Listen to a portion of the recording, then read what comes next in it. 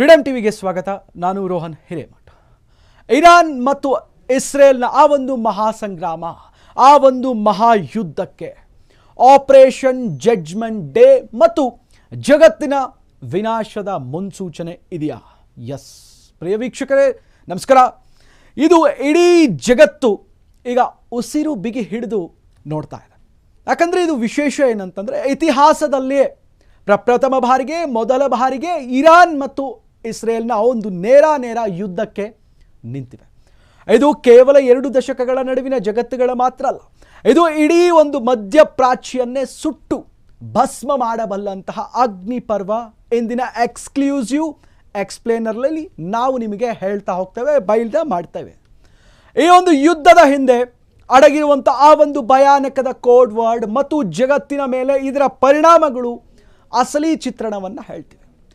ಮೊದಲ ರೋಚಕ ಸತ್ಯ, ಇರಾನ್ನ ಗೋಸ್ಟ್ ಸಿಟಸ್ ಅಥವಾ ಭೂಗತ ನಗರಗಳ, ಇರಾನ್ ತನ್ನ ಸಾವಿರಾರು ಒಂದು ಕ್ಷಿಪಣಿಗಳು ಮತ್ತು ಡ್ರೋನ್ಗಳನ್ನು ಬೆಟ್ಟಗಳ ಕೆಳಗೆ 100 ಅಡಿ ಆಳದ ಬಂಕರ್ಗಳಲ್ಲಿ ಕೂಡ ಈಗಾಗಲೇ ಅಡಗಿಸಿ ಇಟ್ಟಿವೆ.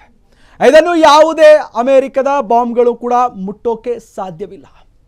ಇರಾನ್ ಉಡಾಯಿಸ್ತಾ ಇರುವಂತಹ ಆ ಫತಾಹ ಹೈಪರ್ಸಾನಿಕ್ ಕ್ಷಿಪಣಿಗಳು ಕೇವಲ 7 ನಿಮಿಷಗಳಲ್ಲಿ ಇಸ್ರೇಲನ್ನು ತಲುಪಬಲ್ಲುವಂತಹ ಸಾಮರ್ಥ್ಯ, ಶಕ್ತಿ ಅದಕ್ಕೆ ಇದೆ.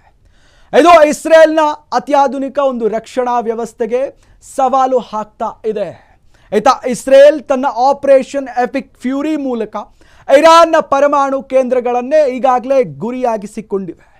ಇನ್ನು ಇದರ ಪ್ರಕಾರ ಎರಡನೇ ಏನು ಅಂತಂದರೆ ಎಕ್ಸ್ಕ್ಲೂಸಿವ್ ವಿಚಾರ, ಇಂಟ್ರೆಸ್ಟಿಂಗ್ ವಿಚಾರ, ಇಸ್ರೇಲ್ನ ಆ ಒಂದು ಲೇಸರ್ ಕವಚ ಇಷ್ಟು ದಿನ ಐರನ್ ಡೋಮ್ ಬಗ್ಗೆ ನೀವು ಕೇಳಿದ್ದೀರಾ.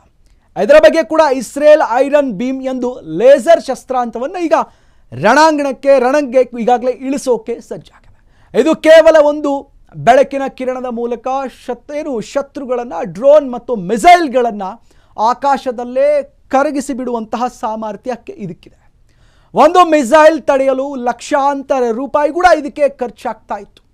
ಆದರೆ ಈ ಒಂದು ಲೇಸರ್ ತಂತ್ರಜ್ಞಾನಕ್ಕೆ ಕೇವಲ ಆ ಒಂದು ಕಪ್ ಕಾಫಿ ಅಷ್ಟಿರುವಂತಹ ಆ ಒಂದು ಕಡಿಮೆ ಖರ್ಚಾಗ್ತಿರುವಂತಹ ಇವತ್ತಿನ ಒಂದು ತಂತ್ರಜ್ಞಾನವನ್ನು ಬಳಸಿಕೊಂಡು ಏನು ಜಗತ್ತಿನಲ್ಲಿ ಆ ಒಂದು ಯುದ್ಧವನ್ನೇ ಕೂಡ ಈಗಾಗಲೇ ಬೆರಳು ಮಾಡಿಸಿ ತೋರಿಸುವಷ್ಟು ಈಗಾಗಲೇ ನಿಂತಿದೆ.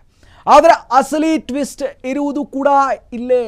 ಈ ಒಂದು ಯುದ್ಧ ಕೇವಲ ಇಸ್ರೇಲ್ ಮತ್ತು ಇರಾನ್ಗೆ ಸೀಮಿತವಾಗಿಲ್ಲ. ಇರಾನ್ ಹಿಂದೆ ರಷ್ಯಾ ಮತ್ತು ಚೀನಾ ಕೂಡ ನಿಂತಿದ್ದಾರೆ. ಇಸ್ರೇಲ್ ಹಿಂದೆ ಅಮೆರಿಕಾದ ಒಂದು ಬೃಹತ್ ಶಕ್ತಿಯೂ ಕೂಡ ಅವರ ಹಿಂದೆ ಇದೆ.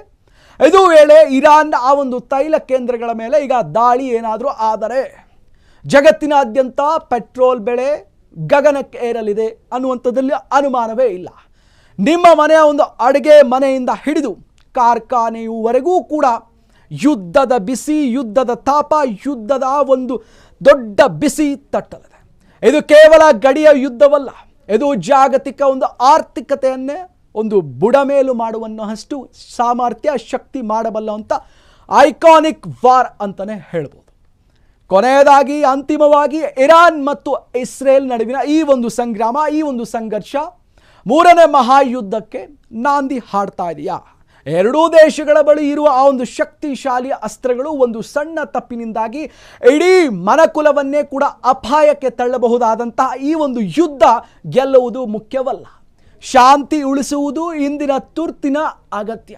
ನಾವು ಕೂಡ ವಿನಾಶದ ಆ ಒಂದು ಅಂಚಿನಲ್ಲಿದ್ದೇವಾ ಅಥವಾ ರಕ್ಷಣೆ ದಾರಿಯಲ್ಲಿದ್ದೇವಾ ಅನ್ನೋದು ಕೇವಲ ಉತ್ತರಿಸಬೇಕಿದೆ.